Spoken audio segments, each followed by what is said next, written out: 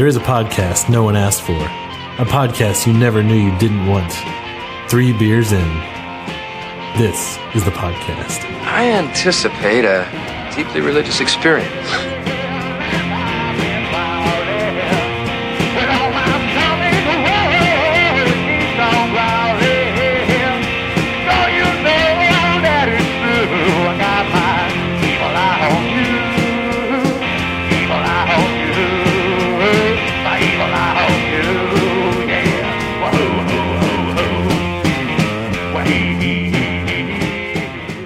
Welcome back, listener. We're doing another craft beer episode tonight. It's like welcome to round 2 of the Ross and Cutter show.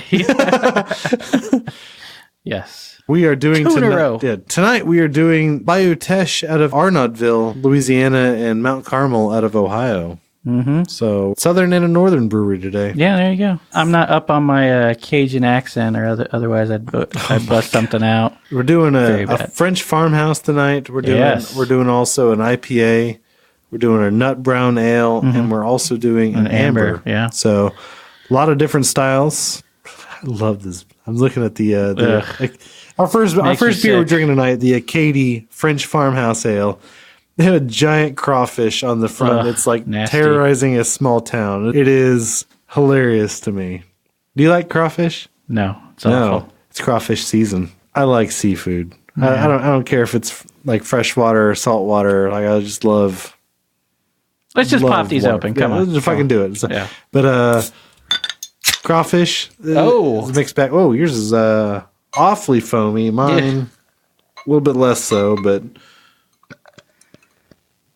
We'll see. Nope, I lied. Mine's pretty foamy as well. Mine just didn't spew out, but oh my. These have been in the bottle for a while. There's actually, I was looking at the bottom and there was yeast settled in it, which I don't think they bottle condition. This one's on us. Couple of cutter pours here. Yeah. But yeah. It's got a good color to it. It really does. I'm trying to stir mine up a little bit without. Anyway, so while we're waiting for that settle, yours it's not settling. It's foaming up more in the bottle. All right. Oh, off to a good start. Yeah, there we go. There we go. Did you hear about Boudreaux and Thibodeau and the bull? No. All right. Well, Boudreaux and Thibodeau, they wanted to get a bull for their farm. So Boudreaux. He takes a train down to look at this bull that this guy's got for sale. It sounds like you're trying to do a Cajun accent. But... No, maybe. To look at this bull they got for sale. So he's like, oh, man, yeah, this is a good bull. I think I'll buy it. But he's got to send a telegram back to Thibodeau to tell him, but he's just got enough money for the bull and then one word in the telegram. So he thinks, and he's like, okay, send this. Send the word comfortable. And the telegraph man's like, okay, are you sure that's going to work? He says, yeah, because Thibodeau, he don't read so good. So when he sees it, it's going to say, come for to bull. Anyway, there was a lot more. He don't read so good. No, he don't read so good. Oh, Thibodeau. We used to know a lot more of those. Might just have to start drinking. I don't know. It's really nice. Off-white head. Creamy almost. What happens when you let a saison sit for a farmhouse style? Sit too long. It just gets sour, I think. I think it's a little more sour, but... I don't know how this is.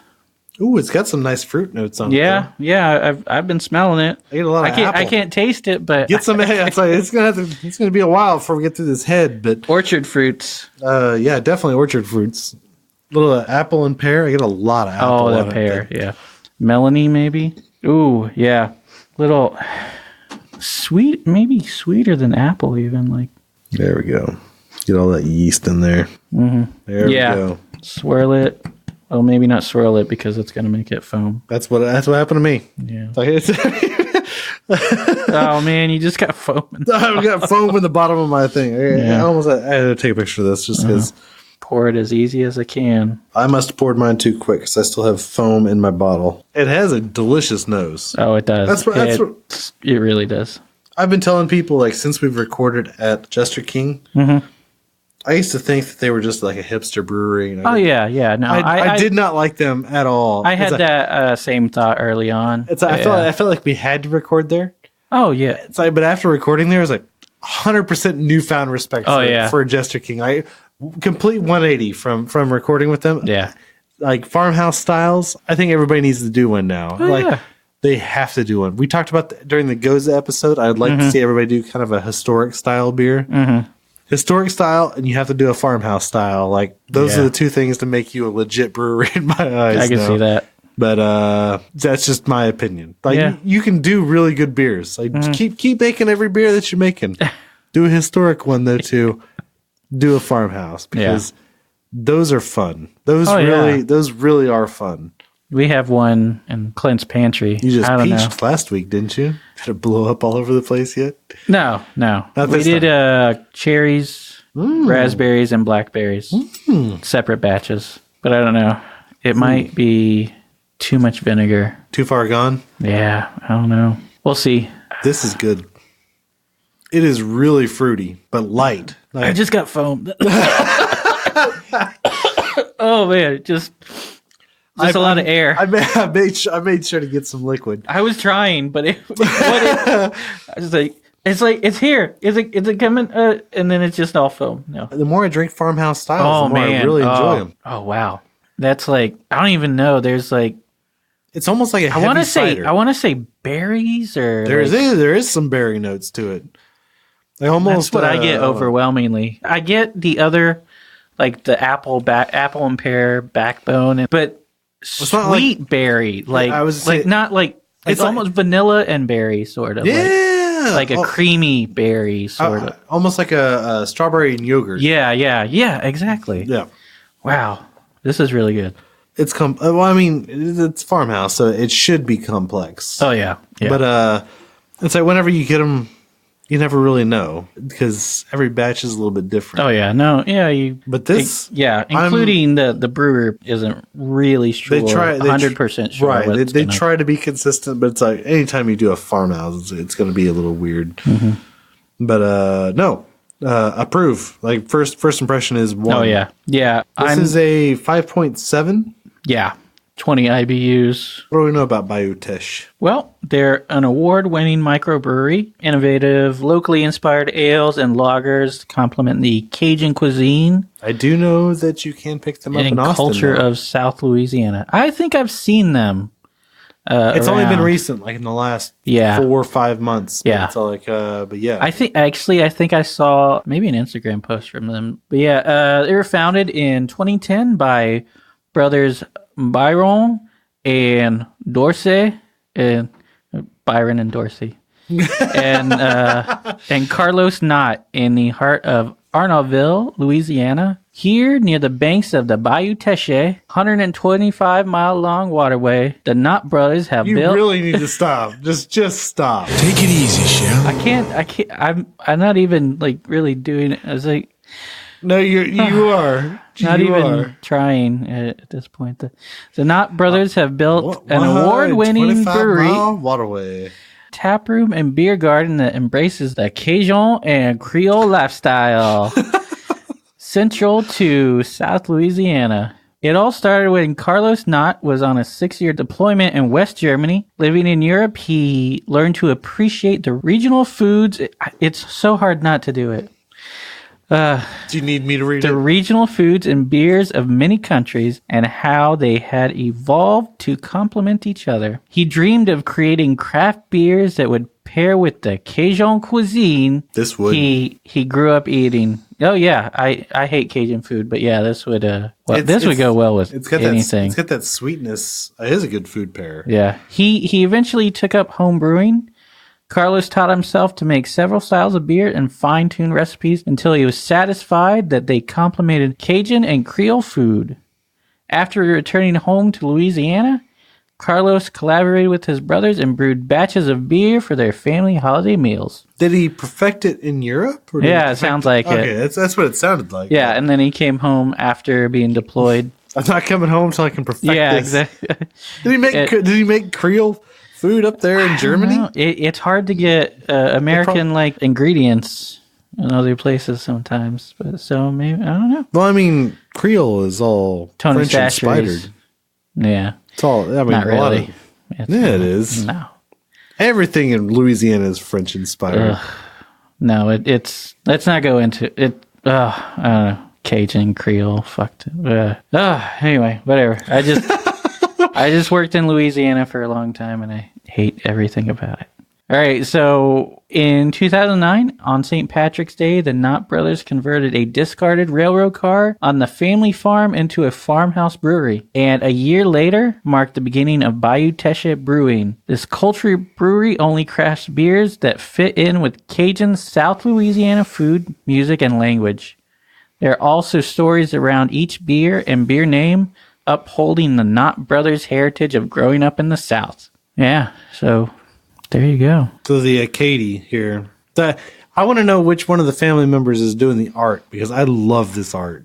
It's pretty good. Even though I hate crawfish, but this looks pretty cool. This giant crawfish, the little fucking helicopter up there. Yeah, I know. Like, I just noticed that. The other one over the claw is more predominant, but just this is a good picture. It is pretty good. Even if you don't like crawfish or crayfish or crawdads or however the fuck you pronounce them, crawfish, suck them heads. That's how. Baby lobsters, dirty lobsters. Just bugs. Lobsters are already dirty. How do you feel about Creole? You don't like? No, it's all bad. You shut your mouth. It's just Tony Sachery's, man.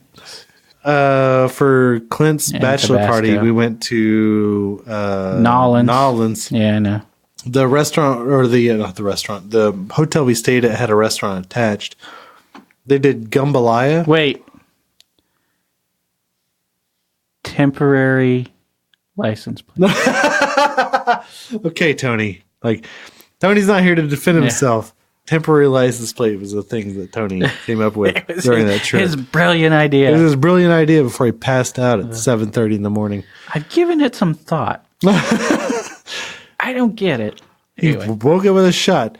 Temporary license plates. And I was waiting on breakfast. I was like, what about him? He's like, just think about it.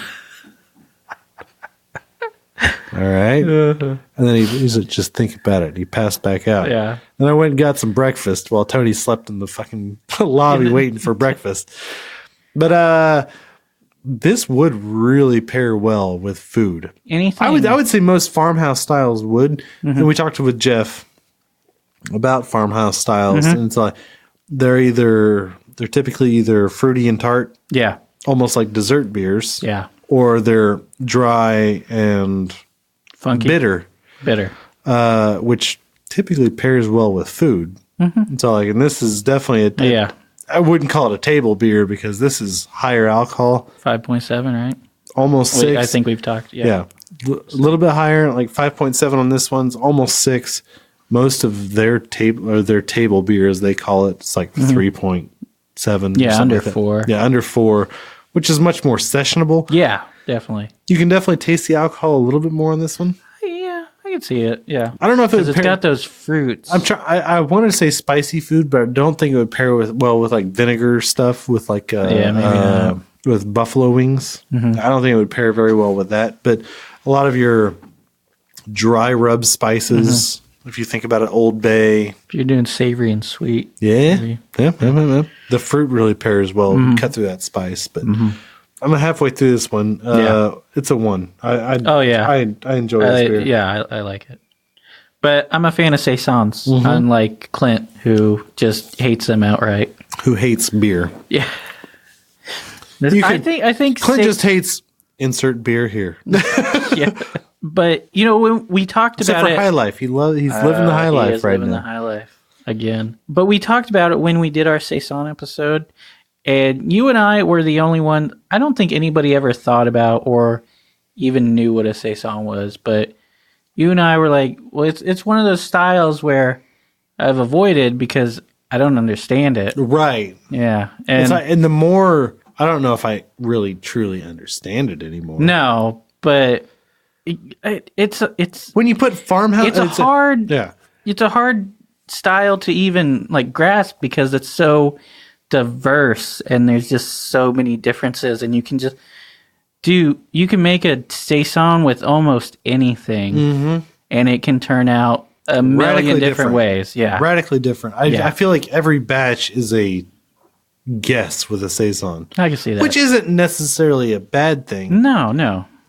But I can see why you would only want to brew it one time a year and put a vintage on it. Yeah, I can see that. Yeah, because this is this year's batch and then next year's batch, and right. It's always or even different. If you wanted to do it seasonally and you go, hey, this is season A. So you're not worried as much as keeping it tasting exactly the same each time. Right, exactly. Which would be really difficult. Agreed. Yeah. And I'm sure that there's ways of, like, especially at a much larger scale level, to kind of get it more even, like blending batches and that kind of thing to kind of do it. But there's a reason Miller Coors doesn't have a saison. No, I don't know. I mean, I'm sure they have saisons. Well, they own companies that have saisons. But no, I'm much less intimidated with saisons now. Oh yeah, I go for a saison. If I see saison or farmhouse or anything like that on a menu, that's generally what I'm going to try first. Even if it's like 6-7%, I pretty much know that I'm going to like it or like something about it. If I don't like, to me, I feel like if they're making a saison or a farmhouse, they kind of know what they're doing, or no, it's like that they're foodies. It's like usually there's going to be something on the menu that's like most of the menu will pair with this. It's like salad. Salad sucks. There, I said it.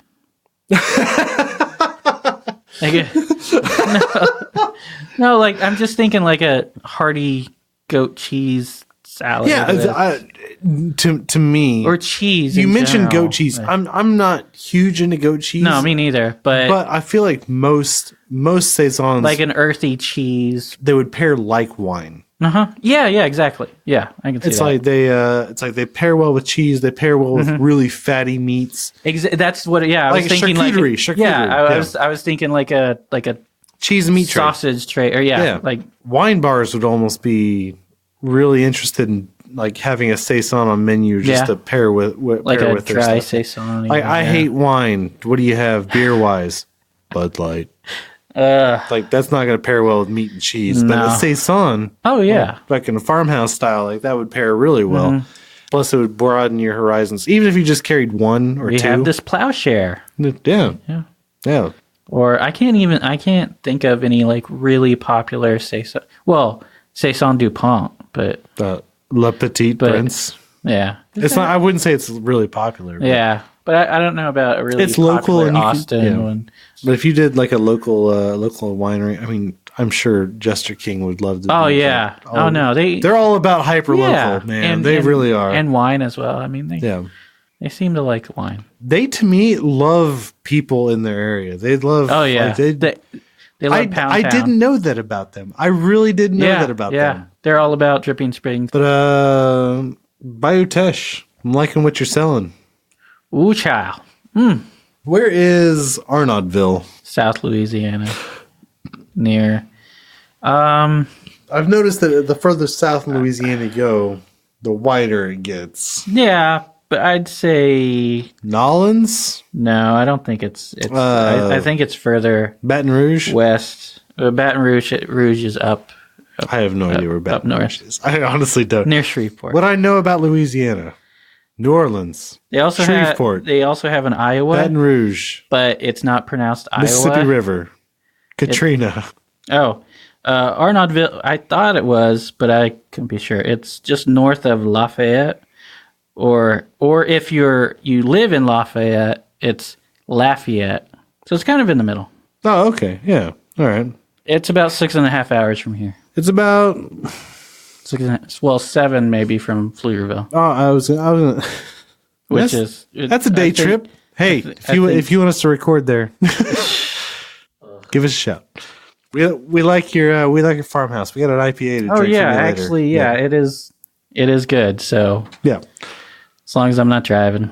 Take an Uber out there?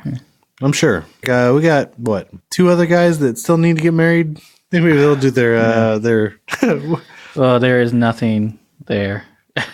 Well, no, I'm not saying that, but maybe we can do the bachelor party out in Louisiana. Then it'll be close enough. You mean Nolans? Nolans. Yeah. So a little bit more about this saison/farmhouse. This particular one, or yes, this particular one, the Acadie. Yeah, Acadie. LA 31, which is a highway. LA 31 Acadie, which probably refers to Acadiana, which is that area. Yes, they refer to. What do they call?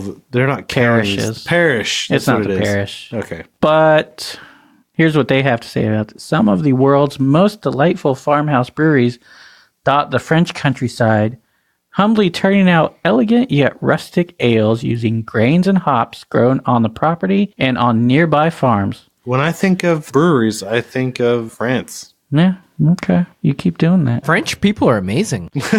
As descendants of Le Grand Derangement, the Knots are proud of their French heritage, and they are delighted to honor their brewing tradition with a rustic farmhouse ale they've named in memory of their Acadian homeland in rugged eastern Canada. Amber in color, the LA 31 Acadie offers tangerine-like hop aromas. I can see.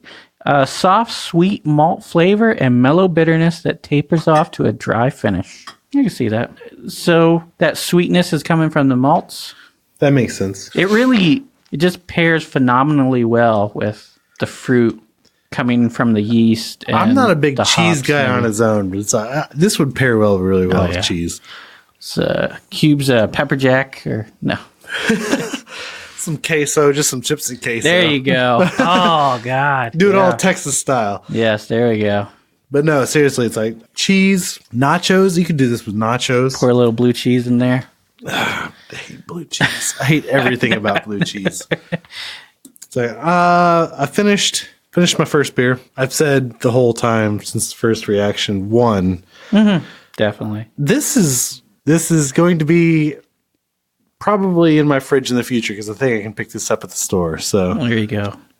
But good stuff. I'm definitely enjoying it. Mm-hmm. I don't know if I could do 3. You don't know if you could do 3? No, I don't know. You mentioned that. Doing 3? Yeah, I still could. No. It's losing a lot of the sweetness as I get down to the bottom, picking up some of the bitterness. Did you swirl yours? I did. Ross just downed his farmhouse. Final thoughts on the farmhouse? Good. Fruity. That fruit. It was really fruity. I still... Orchard fruit, pears. No. Maybe a little melon in there. I didn't get as much melon. I got the berry. I got your berry. Berry and yogurt a little bit. Yeah, that faded really quickly. On the nose and the front more than anything, but it really powered into like the apple and pear towards the finish. Yeah, but then after a while, a lot more bitterness. I felt like I didn't feel it's still a bitterness, 1, and I thought it was great, but I can see bitterness. I got more acid than anything. Okay. It's like, and that was where it was for me, and that's why I think it would make a really good, like, fatty food pair. Yeah, I could see that. But cut through that fat, 1, 0? Oh yeah, no, it's a 1. It's definitely a 1. Yeah, still a 1. Agreed. All right, let's get to our second one. We got the Amber Ale from Mount Carmel, or Mount Caramel, depending. I looked. This is definitely caramel. There's no. Yeah. It's definitely caramel. There's no Caramel Mountain. I was looking at their website earlier. They have a lot more interesting names than the ones that we got. Yeah. What I like about it, straightforward, right to the point. Yeah. We got an amber and a brown. Nut brown. And one of it's called Amber Ale, and then the other is Nut Brown Ale. So yeah, not really too creative there. That's super exciting, but I like the straightforwardness. Yeah. Nice nose. Not bad. Ooh, nothing like nice. Not super complex. It's definitely malty on the nose. Yeah. Like most ambers are. Yeah. Nothing crazy or anything about it. We've talked about ambers. We haven't drank a ton, except for most of them are through the craft beer club stuff. Yeah, but, probably, yeah. If you make a good amber, like typically you can make a pretty decent beer because most ambers don't stand out on the menu. Yeah, that's true. Amber ales are kind of like blondes almost. They're like maltier blondes is what I usually think I of. can see that. But I like it. It's sweet. It's definitely got that malty nose to it. But yeah, pretty average. Yeah. It's not bad. Yeah. It's a good fishing beer if you're a fisher. I don't think I like it. It's okay. It's got a funk like towards, okay. I didn't want to say anything. It's got a funk. I thought maybe I was just tasting something weird and it was just me, but yeah, it has something to it. Maybe because these are old. When they're not that old. Bottled 138. Well, 138 could be Julian date, which puts it. 1438. Wow, it's even older. I don't know what that means. No, now I'm at it's probably just a batch number. I don't know. This could be a year old or coming up on a year old.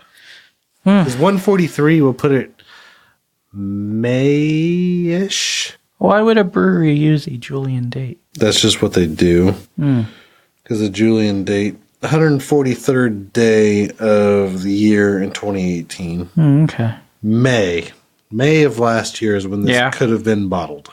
All right. So that would explain a little bit if that's what that means.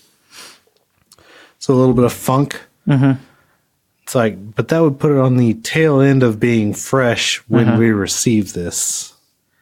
What? Which, don't know the whole history of how Craft Beer Club works. Yeah. They're pretty vague on how they get their beers. Yeah. But no, instant reaction, not my favorite. No, it's not the worst. Austin Amber, like clearly we get it much fresher than whatever this is. But Circles Amber. Yeah. Circles Ambers is really good. Just local. Like that's what we do. But the nose is nice. So if I had to pick one thing, but the funk is that something that happens with age? Funk. Yeah. As the local homebrew expert.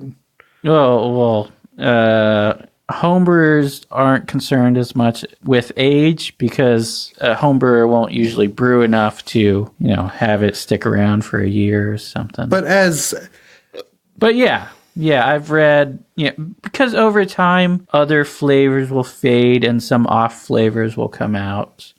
Something that tastes good right away is probably not going to taste good. It all depends. It might not taste good with any beer. Months, obviously, you want it fresh. There's a best by date, right?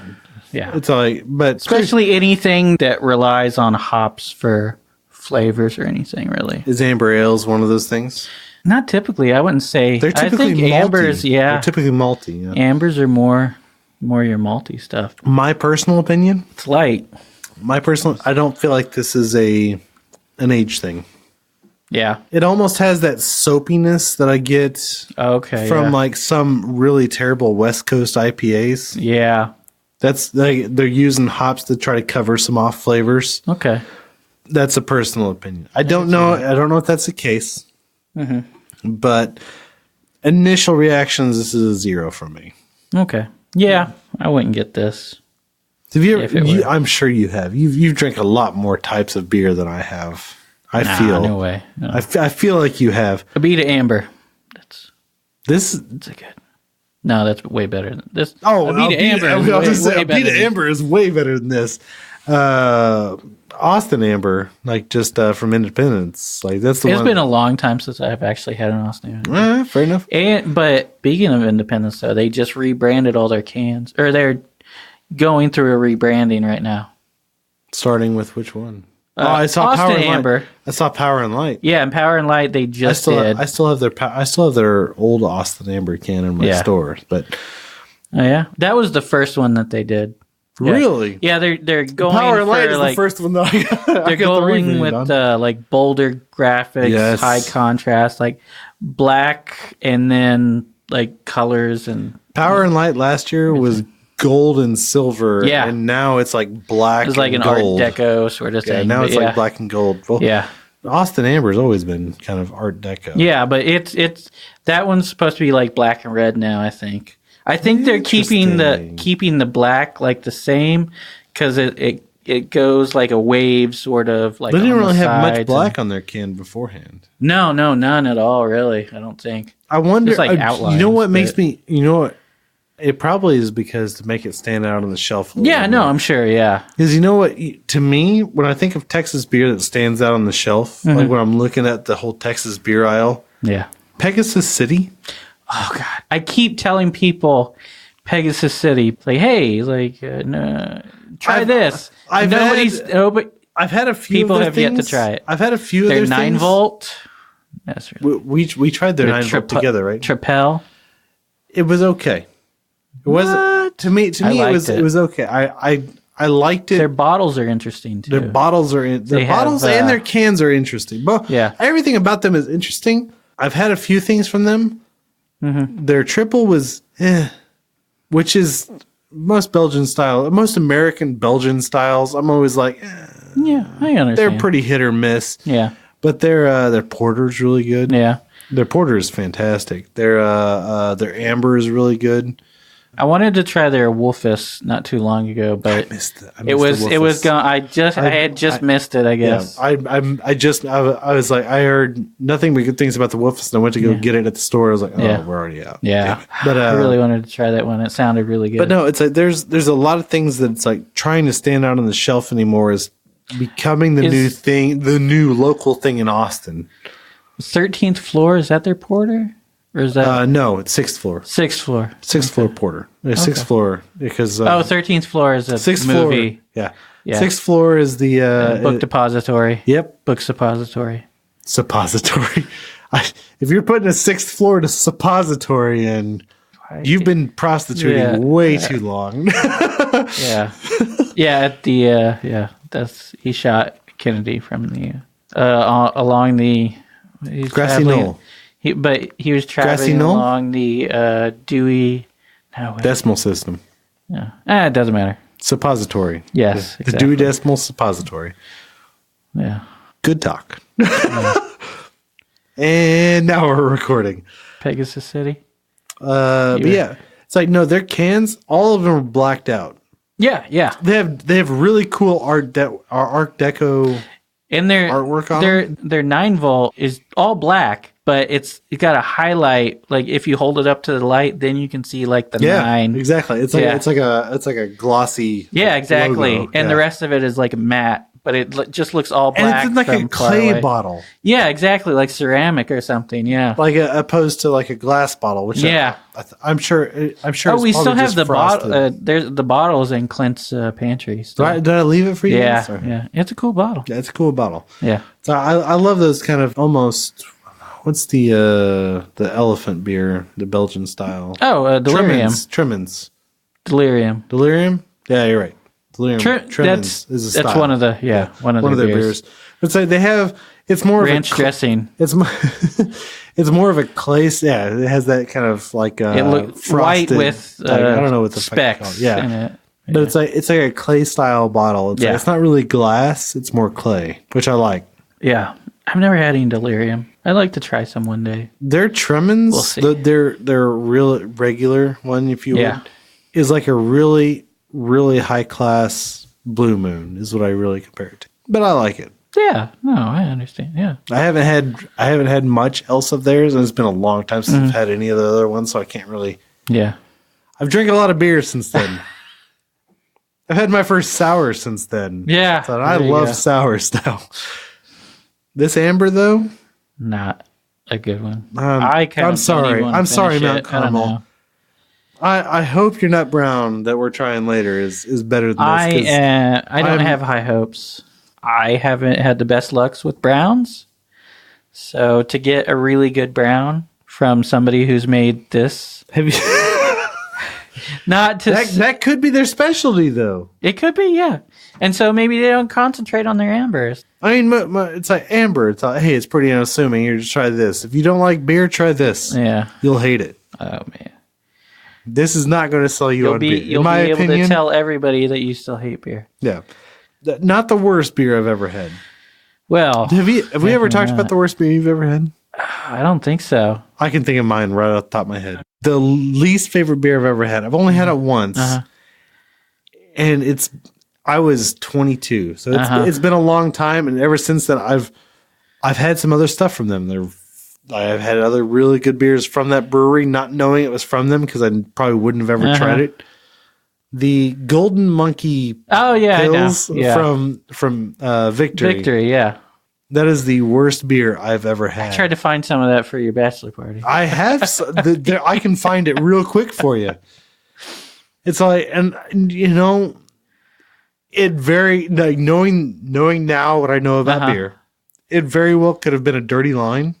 Yeah. It very well could have been a number of things. Oh yeah. But my first reaction whenever I think of like Golden Monkey pills from. Well, it was in San Marcos. It was in San Marcos. Yeah. They don't clean the lines much. I'm sure they don't. Like I said, knowing now what I know, I would probably revisit that beer, but I have not had that beer in well over like 12 or 13 years. Yeah. Like just because it's like, ugh.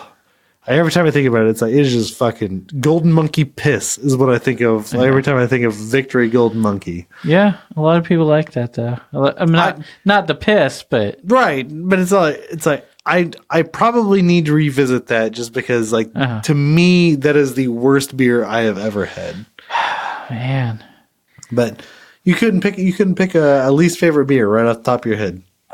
Seguin's Honey Cream Ale. I didn't like that. But is that like literally like the worst beer you've ever had? It's really not that bad. But I haven't. I mean, there was Goose Island's IPA. That was a long time ago, though. I'm not a big Goose Island IPA guy. No, that was really bad. I don't think I drank the whole thing. So maybe I don't know. I haven't thought about it, and I don't think about bad beers. Try not to think about bad beers. I'm haunted by too many other things already. So.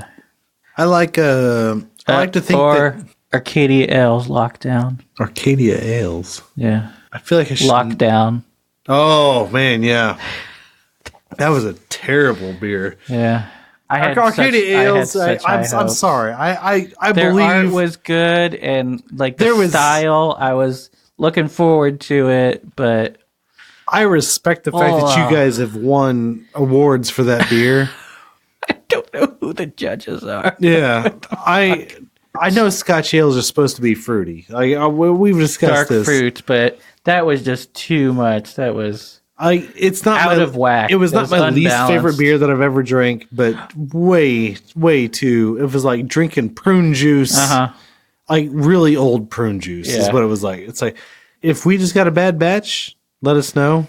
Yeah, we'll drink it again. Yeah, I'll try it again. I won't drink the whole thing if it tastes the same. It's like if we need to do a 0 episode where everybody brings a beer that we gave a 0 to, like hey, we'll do a second batch. We'll do it. I'll pick up some Victory Monkey pills because I'm not looking for. I've got haunted memories of whenever I think of Pilsners. It took me a long time to come back to Pilsners. Yeah. Oh man, yeah. I can see that. I got somebody was asking me for a recommendation on a crawfish beer today. I said Pilsner or Kolsch is probably what I would really go. I could see that. Native Texan or had I had this earlier today Kolsch. Though, like I would almost recommend like a fucking Acadie from Bayou Teche, but a Beta Amber. No, not Mount Carmel Amber. Oh, sorry guys. I don't even know. I don't even know if it's worth drinking the rest of it. You can dump it out. I'm gonna do it. I'm gonna do it proper style. I'll try. The nose is so good. Nose is pretty good, but the taste doesn't. But most ambers are significantly average. Yeah, but not like this is off. This can't be. And once again, it could be an age thing, but I feel like it's been sitting in the fridge for a while. But I feel like you would get more funk on the back end opposed to like the front to mid palate. Yeah, I don't know, man. I don't know if it's worth it though. No, to me it just tastes like a bad amber. Yeah. It tastes soapy. It tastes We might have to dump this. This soapiness is kind of what I get with the light lagers. It's really. I say soapy, but it's not really soapy. It's more spongy. Yeah, exactly. It's like soap sponge. Yeah, it's that taste that I get, but a lot stronger. But yeah, it has the malty sweetness on the nose. It has the malty sweetness as you're sipping it. You can taste the round. But then as soon as it like empties out of your mouth, you're just like soap sponge. Like, yeah, exactly. Yes, exactly. I'm sorry. Like hand soap. I'm not even. I'm 2/3 of the way through. I'm not gonna. You're gonna dump it? Yeah. Dump it into this Red Horn Growler. All right, dump it into the Red Horn Growler. Sorry, Red Horn. I already gave them a 1, so Ross did not. Spoiler alert! If you haven't listened to the Red Horn episode, it's a 0. Yeah. Unless this one comes out beforehand, then just dump this, Ross. Just cut this out. We'll save this for. I'll leave it in. Who the fuck? Who the fuck's listening to this? That's not in Texas. It'll make them want to listen to the Red Horn one. That's true. I don't know. Anyway, so Ross, since you dumped your beer out, I'm gonna give it a 1. -1. No, 0. Just 0. Yeah, I was saying 1 minus 1. I gotcha. Equals 0. I gotcha. Yeah, it's a 0. If I saw this on a menu somewhere, I'd say, well, maybe we should just go somewhere else. Because if they're serving this, I don't know. Here's a question. Would you try it on draft? I'd see if I could get a sample first and see if it tasted different. Yeah. I would do the same. Yeah. Like, what's an amber? Like I said, knowing what I know now about beer and the broad spectrum of that there is, I feel like I should revisit the Golden Monkey Pills. Yeah. But it is. I want to say it's a Pills. I want to say I could be completely because Golden Monkey. It's like I thought Golden it was a. They have a sour monkey. I know that much. I thought it was like a golden strong ale or something. I don't know. I could be wrong. No, for some reason, I want to say Golden Monkey Pills. Right. But I could be way wrong. A golden strong ale, I don't feel as would be ever as popular as the Pills. Hey, everyone. Golden Monkey is actually a Belgian triple. But the fact that they still make it, it's like, oh my God, that is a terrible beer. Somebody's got to like it. It's got to be good somewhere. But no, I probably should revisit it because it's been a decade since I've drank that. Because it's like every time I see it, it's like, why? Just why? Why are you drinking that? I see people take it all the time. It's like, Yeah. I'm judging you as a person. But that is literally the only beer that I've ever had that's like, I will never drink again. But that, once again, over a decade ago, I didn't know any better. Yeah. It could be something outside of Victory's control. So I probably should try it again. There's plenty of beers that I will avoid. Nothing that I'd say, worst beer ever. So, Mount Carmel Brewing Company out of Cincinnati, Ohio. Cincinnati's oldest craft microbrewery. Mount Carmel always stays true to its humble beginnings while continuing to advance the frontier with boldly flavored small batch beers. Mount Carmel Brewing was founded in 2005 by Mike and Kathleen Dewey. I think this is after they did their decimal system. It started in the storm cellar of the Dewey's 1924 farmhouse with a stainless steel kettle and the Dewey family's dedication to brewing the best small batch traditionally styled craft brews. The cornerstone of Mount Carmel Brewing Company was formed. It was 2004 when Mike and his wife Kathleen realized that Cincinnati was really lacking in a craft beer market. At the time, no local microbrewery had been able to succeed in the local market, and that was the challenge. That is exactly why the Deweys decided to take on the endeavor to succeed where others had failed. In 2005, Mount Carmel Brewing Company became a reality. Over the years, Mount Carmel has grown steadily and responsibly with longevity in mind. They've remained true to their original goal of being small, independent, and traditional. And amazingly, They are still located in that same farmhouse where it began 13 years ago, but what was once a small 2-vessel system nestled in the storm cellar basement has now expanded into an 80-barrel brew house and tap room. They currently brew 14 different craft beers ranging in year-round, seasonals, and limited release offerings. So, about the amber, 6%? Damn. That didn't taste 6%, but... Both their classic series here are 6%. Oh, okay. Not brown. Oh, yeah, you looked it up. Yeah. 6% and 34 IBUs. I got a little bit of bitterness. No, I got some bitterness, but that's... I got a lot more funk than I got bitterness, but it's all like I did get some bitterness, too. That's kind of weird for an amber, though. I mean, you can have a hoppy amber. Yeah, it was like, you can have some hoppy ambers. Texas Beer Company has a hoppy amber. They won gold, and they start pushing... Not my favorite. They start pushing some hoppy ambers. Like, they start almost going into reds a little bit. But, yeah. I'll take a hoppy red. I love hoppy reds. I love reds just in general, but yeah. So...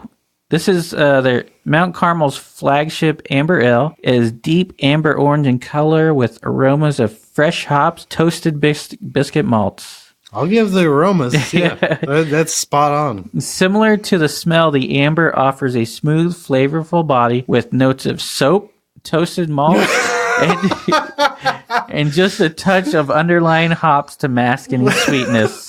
They didn't say soap. They did not say soap. I 100% agree to that. The complex hop finish is crisp and refreshing. Try pairing the Mount Carmel Amber Ale with pizza, fried food, and smoked pork. I could see pairing it with barbecue. I could see pairing an amber with this. Not this amber, though. I would not pair this one. No, I wouldn't. I probably wouldn't pair this with anything. But it was too soapy for my tastes. All right, let's get our nut on. All right, we're sticking with Mount Carmel. Yeah, Mount Carmel. See, a second beer from the brewer of Mount Carmel. High hopes for that Bayou Teche. I did notice that these are both part of their classic series. Mm-hmm. So these are probably some of their original epices or recipes. Yeah, recipes, whatever. Recipes. Okay. Do you like brown ales? I want to. But I've never really found a great brown that I like. Pretty heady right up top. Yeah. Nice color, though. It's got some good color. I don't know. Is it Rabbit Hole? Rabbit Hole's got a really good... oh, do they? Their Rapture is their... Rapture. That is their brown ale. That's the one that I've had recently that's really good. Yeah. I had their Mystic Rapture, which is their espresso brown. It literally didn't taste anything different than their brown in my opinion. Yeah. I literally had them I had the regular and I had the espresso brown right afterwards. Like, this tastes the same. It might have had a little bit more bitterness on the finish, but not enough to really note, in my opinion. Yeah. Their regular one's called the Rapture. Right. And then their seasonal espresso brown is called the Mystic Rapture. Yeah. It's the same beer, in my opinion. Personal opinion. All right. It's a deeper, heavier amber. Yeah. This smells very similar to their amber. Yeah. To be honest. It tastes similar, but take a taste. Right. I wouldn't say if their amber tasted like this, it'd be a lot better. Agreed. Yeah. I wouldn't say as a brown. I wouldn't say good brown, but if this were an amber, I'd like it. I would agree. It's like this is. I don't think it has any of the qualities of a brown. Really, it's very light. Yes, that's probably what it is. It has some of those kind of more roasty, malty notes. Yeah, on the nose. Yeah, I can get it. Yeah, but on the palate, like there's almost nothing. Yeah, I need to kind of drink a little bit more, simply because I feel like almost the soap is still showing through on the amber. Yeah, I can. Yeah. I did finish my amber, unlike Ross over here. No, I'm not gonna. I've had too much tonight to even. It's like, if it's not good, I'm not gonna finish it. I do feel like I get some off notes from the nose. Yeah, I thought that too, a little bit, but mostly on the taste, it's not as bad. It's not. All right, so after sipping on one of their beers and drinking another one of theirs, I almost want to say it's their water. Maybe. But I've not had a whole bunch of water or beer from Cincinnati. It could be a number of things, but initial reaction on this beer is a 0 also. Oh, yeah? Like, just simply because I've had better browns. Like, much better browns. Like, as a brown, it's nah. It's like, once again, brown is one of those things like you don't see very often. Yeah. But it's usually when they do a brown. It's like, okay, well, hey, this is seasonal. It's pretty good. But this is their classic series. It's something they do all the time. Yeah. I would expect it to be much more impressive. It's not as good as the aged Tony Brown Ale. Yeah.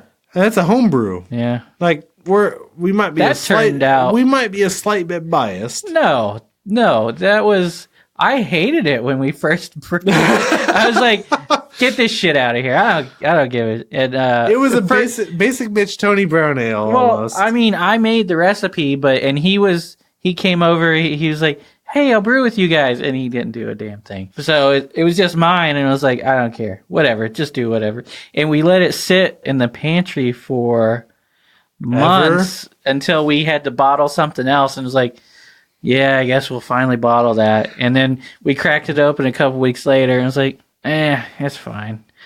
But it's okay. But after a month or so, it got good. It was. It mellowed out. Yeah, the hops mellowed out, and the malts really came through. That was good stuff. I got to make that again. It was pretty decent. Well, that's what we're going for. Decent. Well. To me, your masterpiece. I wish I had more of that Texas Highlander. I really do.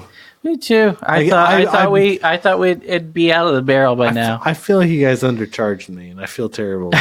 Yeah, I did supply the barrel, but I feel like you did undercharge me. Yeah, because that was good stuff. It was. All right. Talk about this brown. So mahogany in color. The Mount Carmel Nut Brown Ale offers hints of maple, roasted hazelnuts, and a clean malty finish that brings incredible balance and distinctiveness to the brew. A roasty, smooth beer and a great example of the American brown ale style. Try pairing the Mount Carmel Nut Brown Ale with pork-aged Dutch Gouda cheese or oven barbecued spare ribs. It's 6% ABV and 38 IBUs. Getting a little soapiness now. A little. I got it from the get go. It's like it's like a heavier amber is what I get from them. Yeah. So it's that roastiness and that maltiness like helps. masks it a little bit, but it's still there. It is not pleasant. It's still there. I agree. Yeah. I don't know. Mount Carmel might just be not. Might just be a dumper, man. I don't know. The whole brewery, just dump it out, start over. Different water. It could be the water. It could be chloramines in their water, which will cause that kind of taste, I think.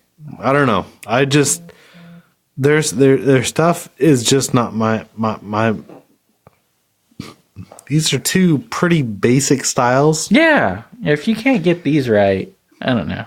I don't have high hopes. I wouldn't turn down anything else from them just for a first try, but it would take me a little bit to go back to these unless they were fresh in the area. If I was up in Cincinnati, that's where we're from, right? Yeah, Cincinnati, North Dakota. That's exactly where I would have guessed they were from. Ohio. But if I was more local, I would probably try them again. Yeah, I guess. I don't travel a ton, but when I do travel, I do always ask Cooperstown. I would love to go to Cooperstown because Omegang is out there. Are they? Yeah, Cooperstown, New York. Are they? Are they not? I have no idea. Yeah, they're there. How many of their Game of Thrones beers do you? I only have one. I thought about bringing it tonight, but nobody else was showing up. So it's like, let's do this instead of a Game of Thrones themed podcast because we have the zombie dragon in the fridge out there. I love the mango zombie dragon. Oh, that's what we have. Where'd you get that from? from North by Northwest. I know. They comped their meal and everything. People ask me, hey, if you're looking for a hazy IPA, which one did you go with? I go with the Zombie Dragon. It's like Mango Zombie Dragon. Well, I always tell them that you don't have that in store. I was like, you should go with the Zombie Dragon. It's not really hazy. Yeah. But it has all of the flavor profiles you're looking for. Oh, yeah, it definitely does. It's because their yeast didn't flocculate the way it flocculated. Yeah, it flocculated. Everything fell out. That's what it didn't flocculate the way that they thought it would flocculate. Right, yeah, exactly. And it didn't stay in suspension. But it has all the flavors that you're looking for. That being said, if you're looking for a proper hazy, drink their mango. So they're making a Zombie Dragon, but you have to go down the block. Yeah, around the not corner. That far away, but it's only a block away. It's like they have you crowlers. Really need to try that. You can get a crowler there. Thank you, Matt, from the beer museum. Oh yeah, I would not have. I probably wouldn't have tried it. I definitely would have tried it. Like had I ever known about it. We have a couple hazy IPAs out. In the Brute IPA thing. So. Have you had? It seems have like you had very many? I haven't seen many lately. I feel like it's a seasonal thing. I think I've had 3 so far. I Am Brute is still way above any of the other ones that I've had. I Am Brute from Southern Star. Okay, yeah. There's a lot of I Am Brute IPAs. Oh yeah, no, that's true. Yeah, because when we were looking it up and it's like, God damn, there's like 6 of these. Like, it makes all over sense. the country. It's like everybody had the same idea. It makes perfect sense. Although Southern Stars I think they did a lot better with their artwork. I agree fully. Yeah, it's like Southern Star has pretty good artwork just in general. Oh, yeah. It's like their Southern Star Blonde Bombshell is one of my personal. If we ever went out to Conroe, I'd visit Conroe. FYI. Hey, yeah, if you're providing, well, you'd be providing the beer anyway. So, hey, if you invite us out to Conroe, we'll come out there. Yeah, just invite us, I guess. Yeah, exactly. Russ and I. It's like, Russ and I will go drive out there. We'll visit with you. Yeah, if you want this snappy comeback call-in response, like 10 out of 10 episode here. In your brewery, let us know. Or if you want Clint too, it's like, hey, we'll take him too. If you want. We're not saying he has to go. Yeah, if you want. It's like, but Clint, he'll go. Like, it's like he has a place to stay out there. There you go.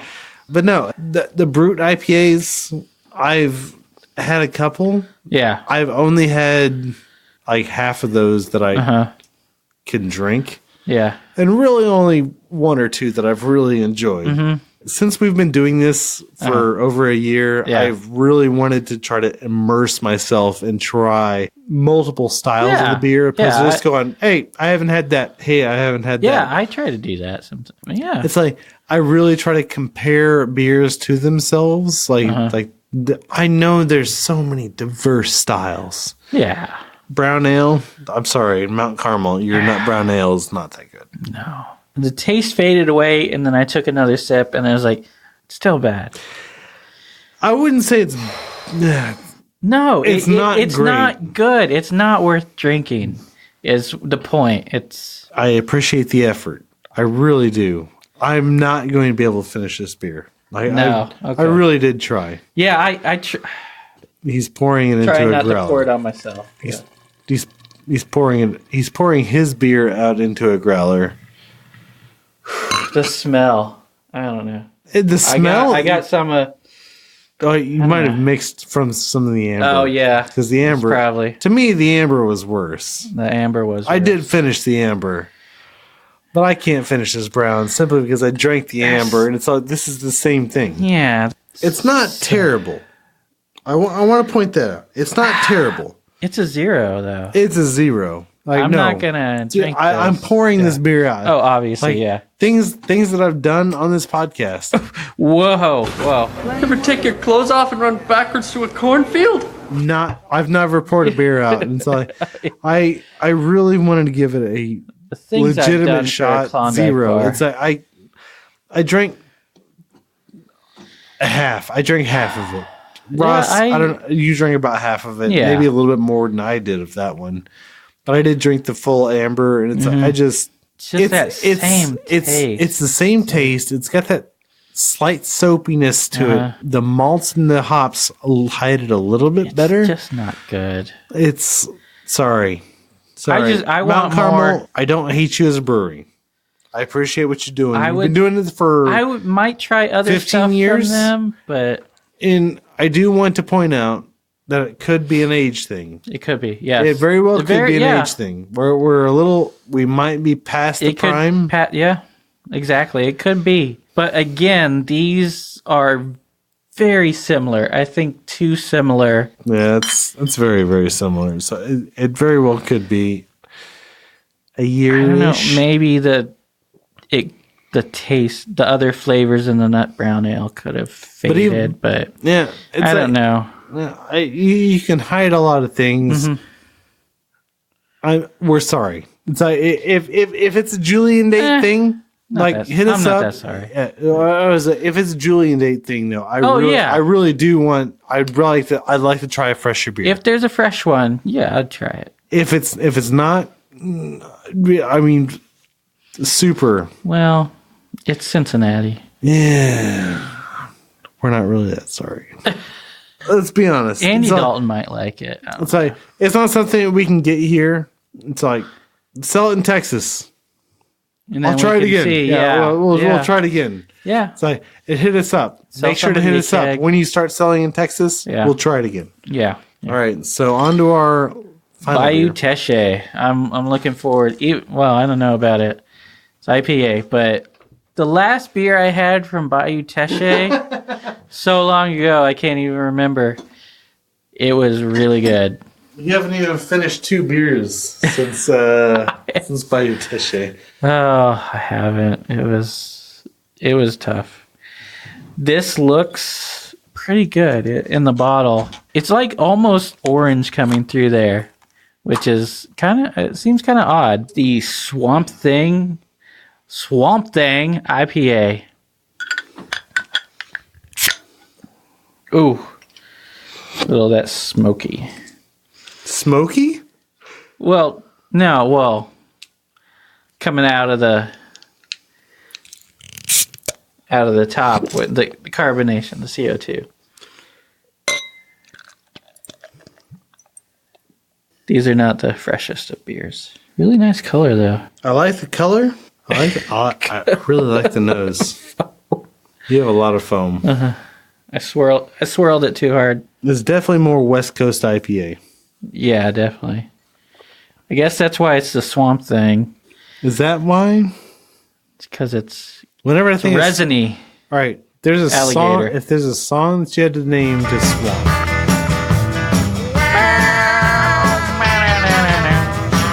No. What's that? CCR. I know I've heard it, but I'm not picturing that.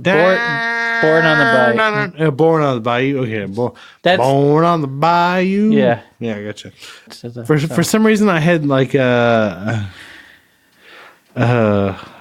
damn it! Now that song's stuck in my head. I can't fucking think of the song that I'm thinking of. Born on the Bayou. Yep, I gotcha. Born on the Bayou. Do you know those guys weren't born on a bayou? I know. Huntington Beach, California. Yeah, exactly. Why do you sound like that? Yeah, fucking why? Like, seriously, why? Huntington Beach, California. Fucking CCR. Oh, yeah. Creighton's Clearwater Revival. I hope I bursted your goddamn bubble.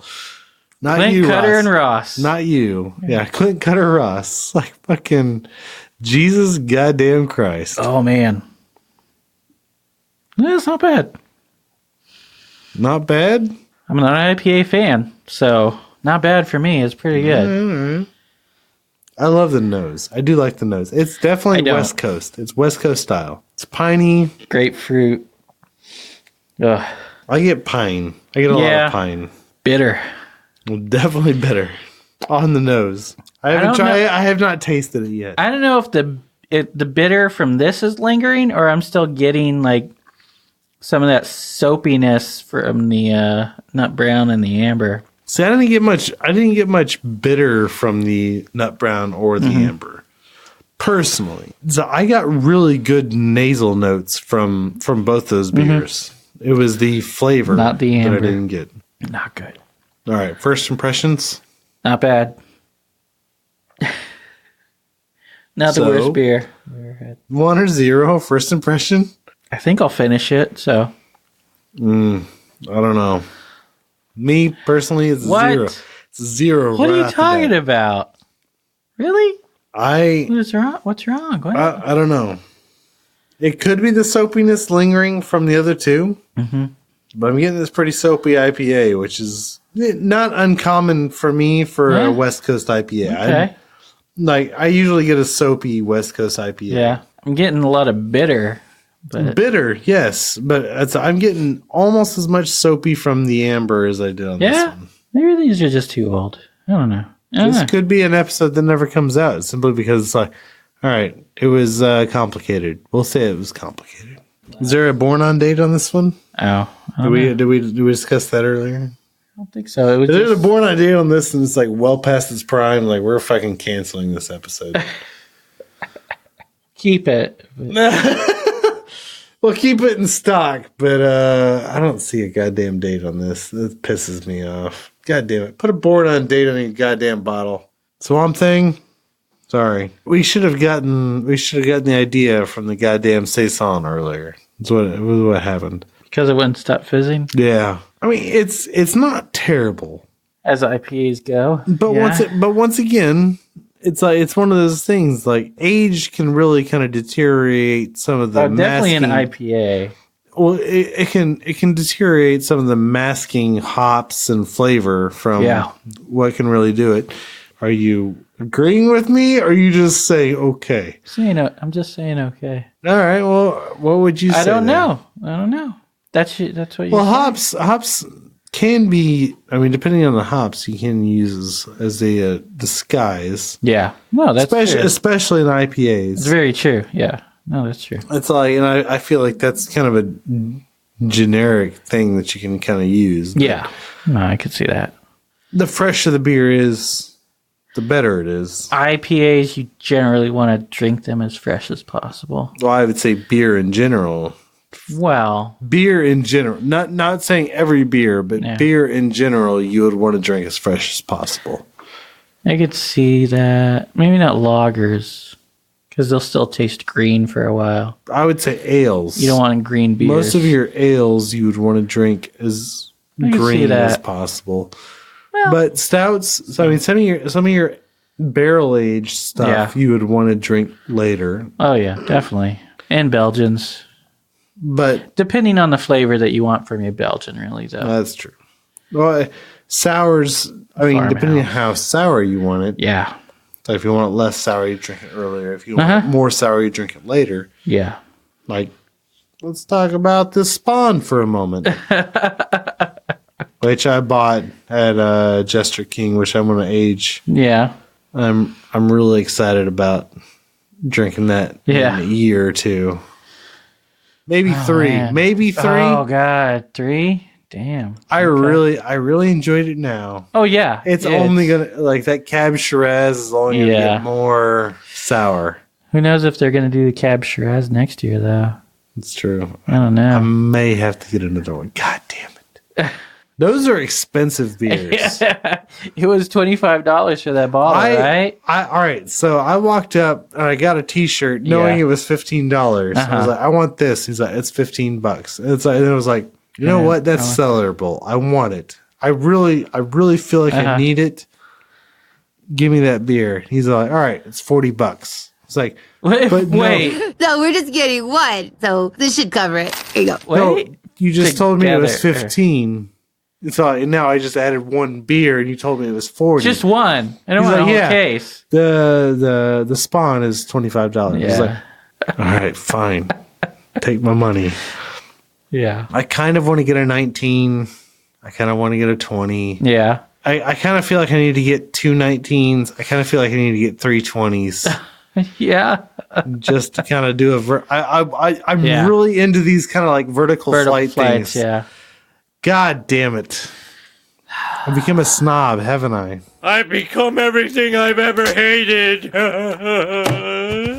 Nah, I don't think so. All right. You might be on your way, but no. I'm well on my way if I'm like talking vertical flights. Just mentioning vertical flights. You poured out an amber. Wait, no, you poured out a brown. I poured out a brown. Yeah, and possibly an IPA. I'm not going to be I don't know if I get... I will tell you right now, I won't be the first one to pour out a beer. It's like Ross is well on his way to being the first to pour out 2 beers on this fucking channel. I did pour out 2. He's well on his way to pouring out 3 beers out of 4 on his channel. Maybe Ross is the new Clint. Guess I got to finish this one now. I don't know. This one isn't so bad, like until the finish. But the finish is really bitter, really lingers on the back of the tongue. That's a West Coast IPA, though. I know, yeah, but it's super hazy. Is there a story on the swamp thing? Yeah, there's something on it. Let's visit that story, and then we'll see if we agree or anything. Just insert the music. Just fucking do it. Huntington Beach. John Fogerty. Some might say he sang at the Super Bowl a couple years ago. Actually, yeah, everybody might say that. Well, I would hope that people would say it because it's true. Yeah. So, millions of people would say that. People for you, people for me. Wait, no, Peaches. Never mind. Oh. It's millions of people. That was a different band. Yeah. So ABV, 6.3%. A little high. 60 IBUs. I would say higher, but personally. Yeah. Countless supernatural creatures are said to lurk in the shadows of South Louisiana's bayous and swamps. Like Sam and Dean? Yeah. Who's that guy? The Dean was in Purgatory with. Oh, yeah. I'm Benny. If you go back, he's actually in season 1, episode 2. He was a bartender. Yeah. He had to cut off his head, man. He did. Yeah. Sad. So sad.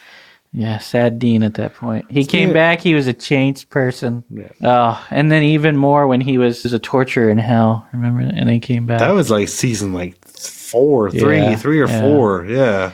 Yeah, he has not Dean's had been to hell so many times. He has not had a good run. Well, he wasn't trapped in that cage with Lucifer, though. Kids. I mean, you got to know how to talk to them, you know what I mean? That's true. At least there's that. Oh, Sam lost his soul. Oh, man. Yeah. No, all right. Many creatures. And perhaps the most alarming of these beasts is the Swamp Thing, the legendary bog-dwelling hybrid of hot plants and the Venus flytrap. Real quick, before you go too far in. Do you know what this looks like to me? The picture on the bottle? A penis flytrap. Somewhat. I was going to say, have you ever played Plants vs. Zombies? Yeah. That looks like that to me. Yeah, it does. Yeah. The definitely chomper? does. The chomper. Yes. Yeah, Chomper from Plants vs. Zombies. All right, but not a chomp. Chomp. Land shark. Candy Graham. Yeah.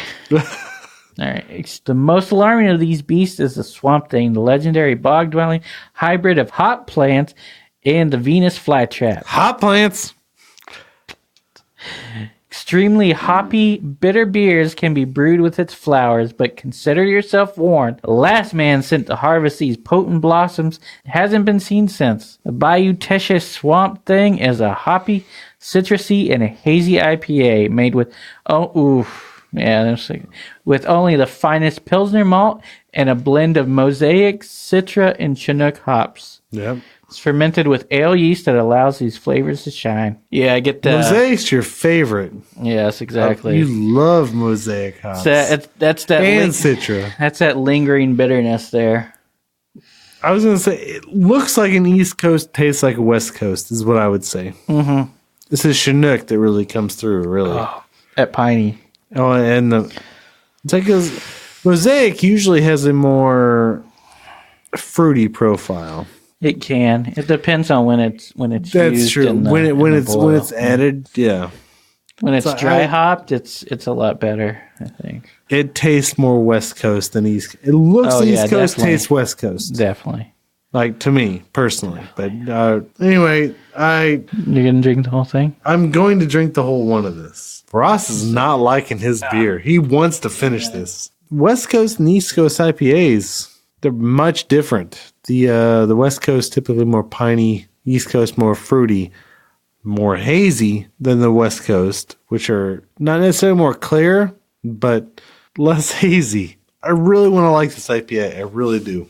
I get the fruit, but the pine really shows through. There's better uses of hops. It's like I feel like every use of like overuse of IPA hops, it's like just masking anything. The more I drink, the less soapy it tastes, but I don't get any more fruit. I just get more pine. That's all I get from this. All right, here we go for another one. I'm more than halfway done. It's not better. It's just okay.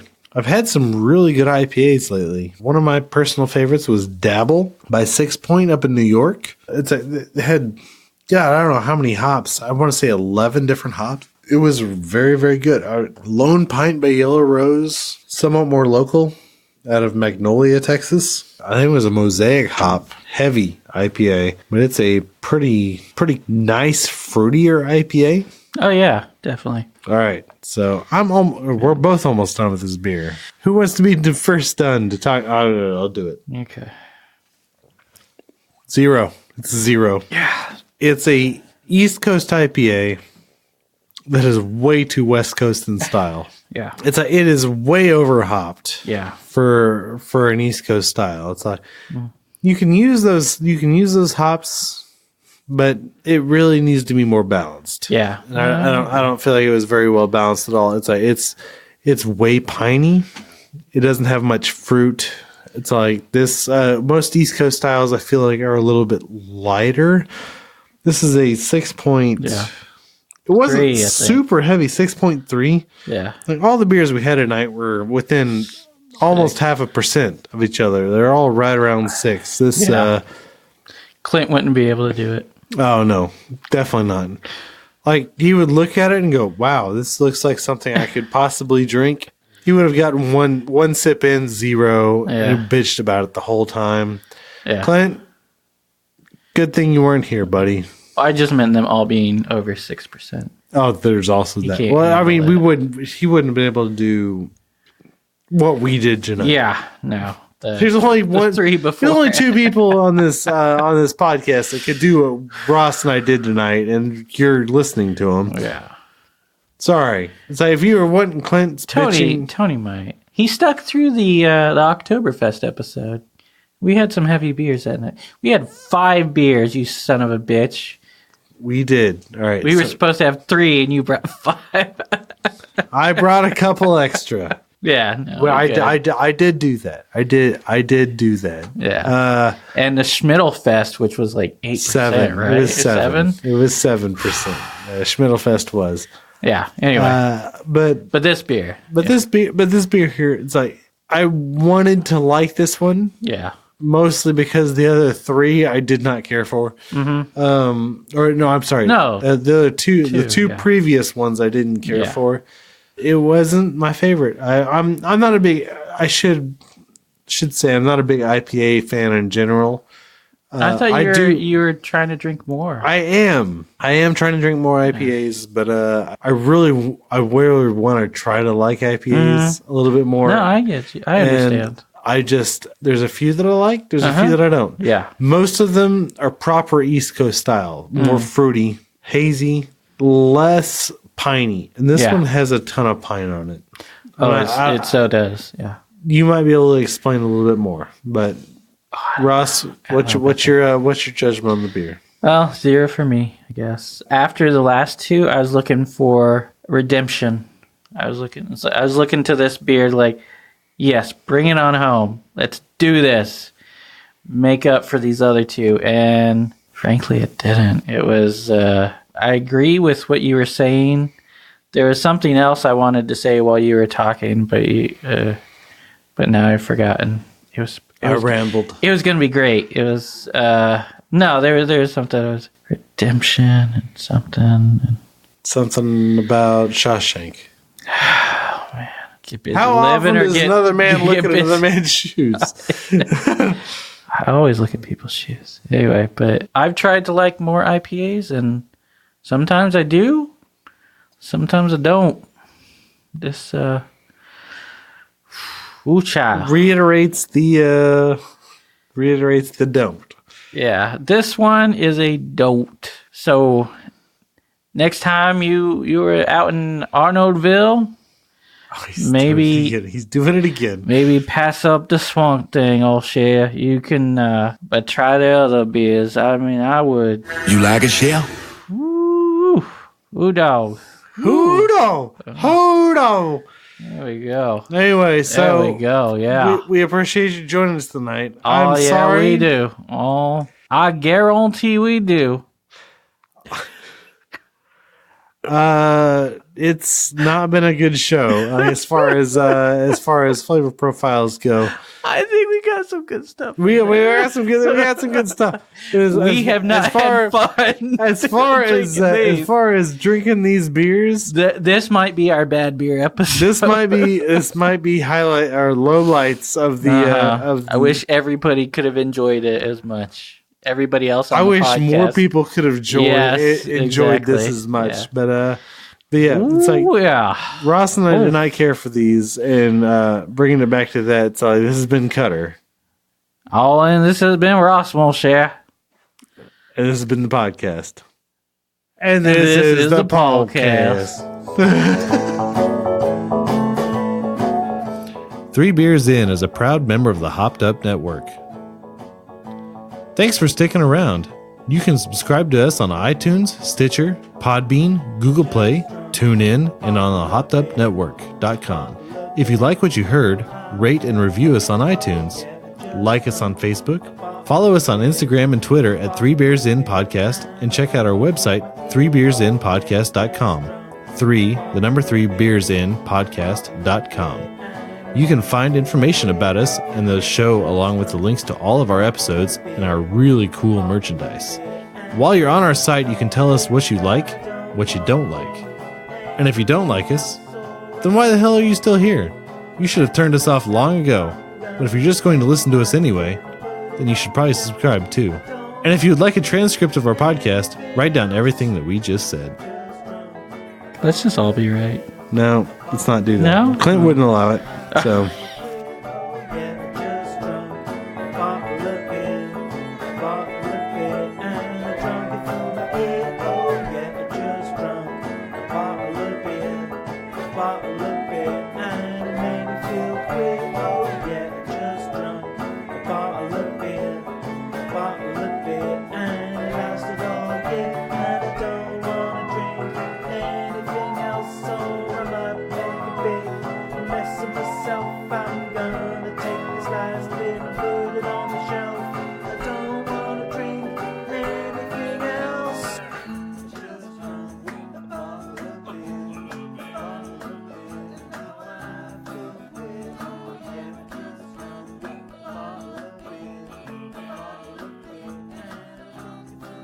Hey Brad, do you know what I hate? Minorities?